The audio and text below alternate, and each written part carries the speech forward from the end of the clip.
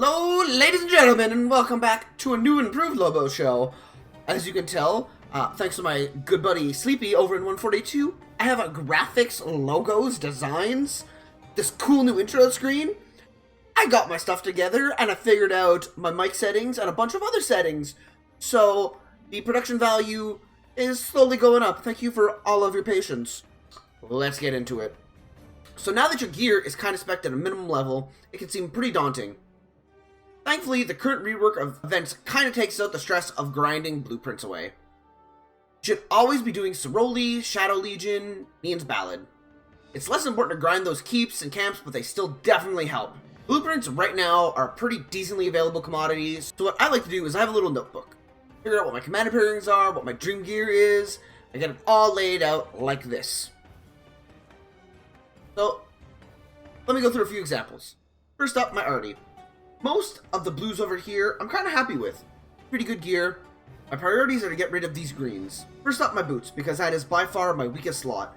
These are absolutely terrible compared to what Flame Trends would offer me. This is my weakest spot. This is where I want to start upgrading. After that, I want to change out my helmet for a revival set. And to complement that, I will also be upgrading the gloves. Get that cheeky set bonus in, and after that, I'll probably move on to the next commander. Keeping in mind, my dream goal is to have a Heart of the Saint instead of Staff of the Lost. A full revival set, so to replace the chest and the greaves, get the full set bonus, and then to add some accessories here, probably Silent Trial. I still think it's better to keep all your commanders similarly powered to get consistent reports, and another reason for that is, as you'll see, my Charles is just, he's bad. So my dream gear for this man looks something like this.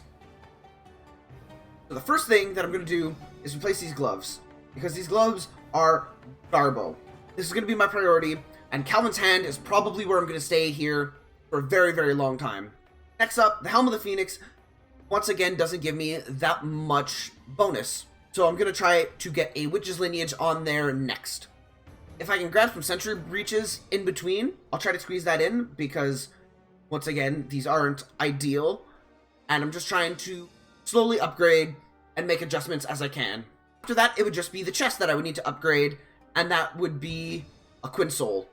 Once I have Quinn Soul, it's pretty much where I want to be. Other more late-term goals would include whichever I get the blueprints for first, either Sakura or Karuk's Humility. Those are super late-game goals, but it's still stuff to keep in mind and to try to work towards slowly building up to. I'll be honest with you, calves are not my specialty. I know very little about calves, but here's the baseline gear that I managed to set up for them.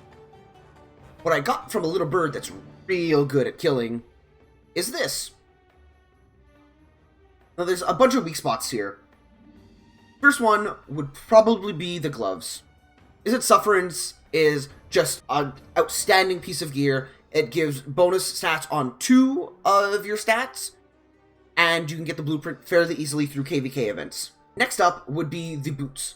The boots is an extra 4% attack, which is pretty big, but not necessarily the first thing you'd want to prioritize. In a pinch, this green chest is only 4% difference on defense.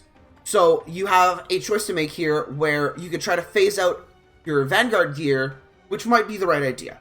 Because these pants are still very good, but you can upgrade that, and ideally you would update the pants and the weapon at the same time, and then super at the end of the line, you can change over your chest. For open field leadership marches, I'd probably stick to Windswept for most of the sets and just change out the weapon and the pants as needed for more troop-specific types. If you're going more archers with your Aethelflad, for example, you might want to go Greaves of the Exile and Staff of the Lost.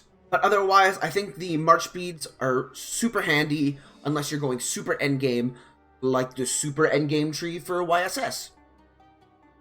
Taking a look at what this super high-end late-game build looks like, the biggest thing that I would upgrade for open field marches are those legendary pants.